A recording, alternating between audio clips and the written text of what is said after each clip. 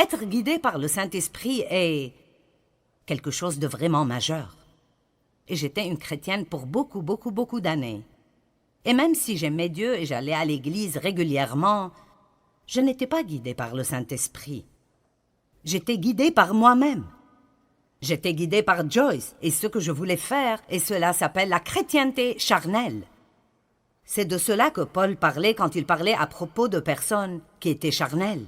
Mais quand nous apprenons comment être guidés par le Saint-Esprit nous guide hors de l'esclavage et dans la victoire. Il nous montre quoi faire quand nous avons des problèmes dans certaines situations. Il nous guide dans de grandes décisions spirituelles majeures et qui changent nos vies, et il nous guide dans les petites choses de tous les jours qui ne feraient probablement aucune différence pour quiconque d'autre que vous. Nous avons besoin d'avoir ce genre de relation proche avec le Saint-Esprit. Donc il dit, je veux que vous soyez remplis et guidés par le Saint-Esprit. Maintenant, 1 Thessaloniciens chapitre 5, versets 22, 23 et 24. Retenez ce qui est bon et gardez-vous de ce qui est mauvais sous quelque forme et quelque type que ce soit. Que le Dieu de paix lui-même vous rende entièrement saints, qu'il vous sépare des choses profanes, vous rende purs et entièrement consacrés à Dieu, et qu'il vous garde parfaitement esprit, âme et corps. Maintenant comprenez cela. Votre esprit, votre âme et votre corps, votre esprit, votre âme et votre corps. Encore une fois, qu'il vous garde parfaitement esprit, âme et corps, afin que vous soyez irréprochables lors de la venue de notre Seigneur Jésus-Christ le Messie.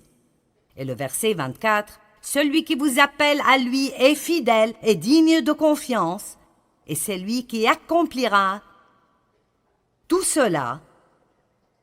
Il accomplira son appel en vous bénissant et en vous gardant. » Maintenant, je pense que si un jour nous ne serons pas en colère contre nous-mêmes, nous devons peut-être nous comprendre nous-mêmes un peu mieux que maintenant, parce que vous savez que vous pouvez vouloir deux choses différentes en même temps, l'une étant bonne et l'autre étant mauvaise. Et vous pensez, quel est mon problème maintenant? Je veux me lever et aller à l'église demain. Je ne veux pas me lever et aller à l'église demain. Je ne veux pas manger cette glace au chocolat. Je veux manger cette glace au chocolat. Je veux te pardonner. Je veux rester en colère contre toi tout le reste de ma vie. Eh bien, ce qui arrive est ceci. Ceux-ci sont nos petits amis aujourd'hui. Le corps, l'âme et l'esprit. Nous avons une petite lumière dans notre esprit. J'ai pensé que c'était plutôt génial. Alors, quand nous sommes nés de nouveau, cette partie de nous, la partie de l'esprit, qui est la partie la plus profonde de notre être, est rendue sainte. Nous sommes lavés à l'intérieur, parce que Dieu ne peut pas être quelque part qui n'est pas saint. Donc, pour qu'il vienne et pour qu'il vive en nous, il doit nettoyer l'endroit avant de pouvoir venir et y vivre. J'aime le dire ainsi, j'aime dire que lorsque nous sommes nés de nouveau, nous portons en nous la graine de tout ce que Dieu est. J'aime 1 Jean 3,9, il dit que nous recevons la semence divine du Dieu puissant. Nous obtenons une nouvelle nature. Dieu vient vivre en nous et nous avons littéralement tout ce dont nous avons besoin spirituellement pour grandir et être mature et être tout ce que Dieu veut que nous soyons. Alors il dit, je te sanctifierai, esprit. Mais quoi à propos de ce gars-là, l'âme? Mais qu'en est-il de... Vous voyez, nous l'avons bien habillé, n'est-ce pas merveilleux? Le corps. Et nous ne pouvions pas trouver de façon de le faire. Mais le corps aime se vêtir de tout cela et puis se regarder. N'aimez-vous pas cela? La moitié de ceci m'appartient probablement. Voici une petite étiquette qui dit « Je suis génial ». Et nous allons de « Je suis génial » à « Je suis stupide, je me déteste, je m'aime tellement », vous savez. Mais là, cette âme Je ne sais pas ce qui me serait arrivé si je n'étais pas arrivé à comprendre mon âme et la façon dont j'ai été façonné. J'ai appris ceci il y a beaucoup d'années en lisant des livres écrits par Watchman Nee parce que je n'apprenais vraiment cela nulle part alors. On me disait tout ce que j'avais et tout ce qui m'était disponible, mais rien de cela ne semblait marcher dans ma vie et je ne savais pas ce qui clochait. J'écoutais à propos des promesses de Dieu et de comment je pourrais avoir toutes ces choses par la foi, et je luttais si dur pour essayer d'appliquer chaque message que j'écoutais quand j'écoutais des enseignements. Et finalement, j'ai compris que ce dont la Bible dit que c'est à moi à la base est ce que j'ai en Christ.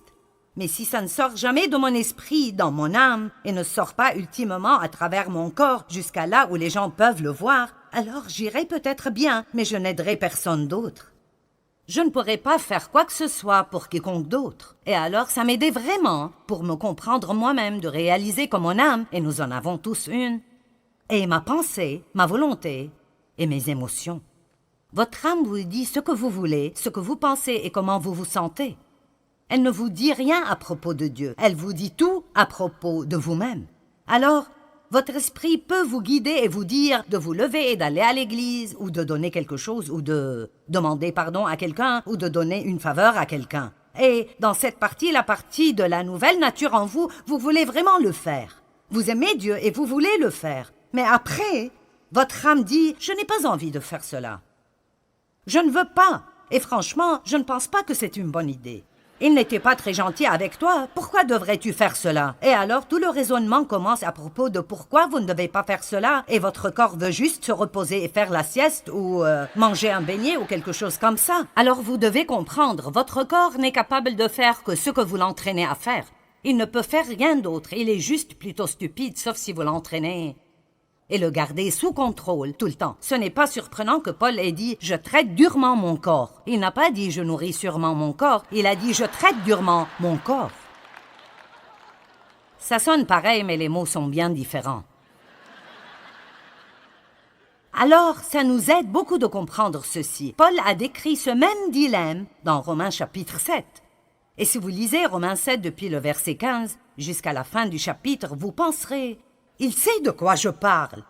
Parce que Paul dit « Quel est mon problème? Ce que je veux faire, je ne le fais pas. Et ce que je ne veux pas faire, je le fais. » Et puis c'est comme s'il avait une conversation avec lui-même. Donc si je ne veux pas le faire, mais je le fais, ce n'est donc plus moi qui agis ainsi, mais ça doit être une autre loi spirituelle à l'œuvre dans mon corps qui me fait agir ainsi. Et puis il continue encore et elle dit finalement « Qui me délivrera de ce corps de mort? Dieu soit loué. »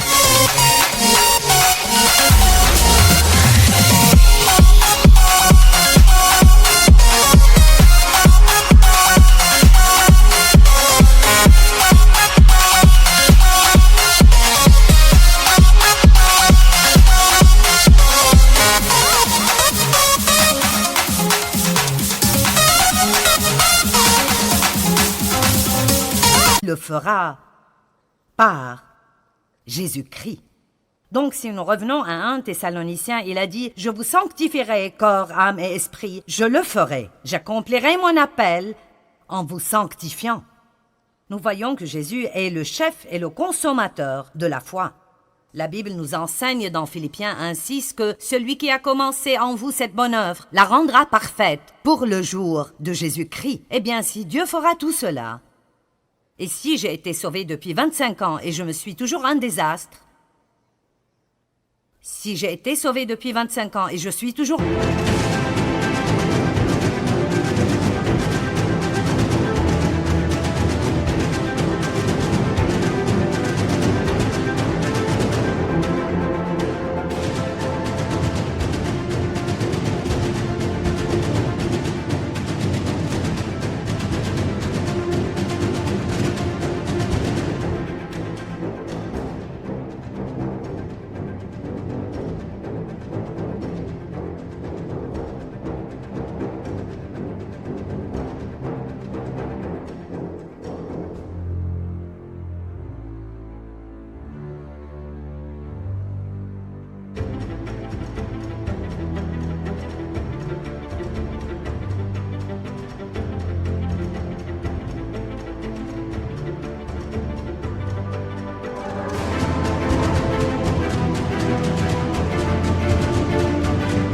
un désastre,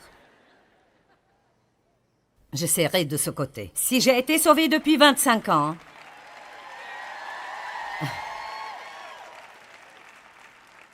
est-ce que quelqu'un sait de quoi je parle? Amen. Alors, quelque chose va mal. Donc, qu'est-ce qui cloche? Je veux dire, Dieu a promis qu'il le ferait. Mais si ça n'arrive pas, alors, quel est le problème? Eh bien, peut-être que vous ne savez pas comment vous appuyer sur la grâce de Dieu, ni comment vraiment dépendre de lui, ni comment recevoir sa grâce. Mais aussi, peut-être que nous ne coopérons pas avec et ne nous soumettons pas au Saint-Esprit. J'aime dire tout le temps que nous sommes les partenaires de Dieu. Dieu a sa part et nous avons la nôtre. Dieu ne fera pas notre part et nous ne pouvons pas faire la sienne. Amen. Dieu ne fera pas ma part et je ne veux pas faire la sienne. Et je me mettrais dans les beaux pétrins si j'essayais de faire sa part. Je veux dire, j'ai tellement essayé de changer Dave et ça n'a simplement pas marché. Amen. J'ai essayé de changer mes enfants et ça n'a pas marché non plus. Nous essayons toujours de faire des choses que nous ne pouvons pas faire au lieu de faire ce que nous pouvons faire et de laisser Dieu faire ce que nous ne pouvons pas faire. Ça s'appelle la confiance. Dieu veut que nous jouissions de cette aventure. Alors, quelle est notre part? Vous savez, je crois que notre part est d'apprendre à laisser le Saint-Esprit nous guider. Et quand nous sentons que l'Esprit Saint nous demande de faire ou de ne pas faire quelque chose, nous ne devons pas lutter contre cela. Nous devons simplement nous abandonner au Saint-Esprit. Nous avons simplement besoin de dire « D'accord, tu es plus intelligent que moi, je suis passé par là 100 fois. Pourquoi est-ce que je continue d'insister à faire cela à ma façon et de passer par là une fois de plus ? Pourquoi ne pas dire « Tu es plus intelligent que moi, que tu sais ce que tu fais » et simplement abandonner? Mais nous sommes un peu têtus parfois. Ne sommes-nous pas un peu têtus parfois? Peut-être que ce n'est personne d'entre vous, mais je sais que je le suis. Le Saint-Esprit est l'agent de sanctification et quand la Bible parle de la sanctification, même si nous sommes déjà sanctifiés dans l'Esprit, il parle de notre sanctification totale. Totale. En d'autres termes, Dieu veut, je le dirais de cette façon, il ne veut pas juste être gardé dans cette boîte spirituelle. Il ne veut pas juste vivre dans cette petite boîte spirituelle où nous le laissons sortir le dimanche matin pendant 45 minutes et puis nous partons et le reste de la semaine, nous avons un autocollant sur notre voiture et une croix autour du cou, mais nous faisons exactement ce que nous voulons tout le temps. Ce n'est pas le but de Dieu pour nos vies. Son but est que nous nourrissions notre esprit de la parole de Dieu qui commence alors à renouveler nos pensées et puis cette parole commence à agir dans nos vies. Elle change nos pensées, elle change notre volonté et elle commence à contrôler nos émotions. Mais cela n'arrive pas sans que nous disions « Oui Seigneur, c'est ce que je veux dans ma vie ».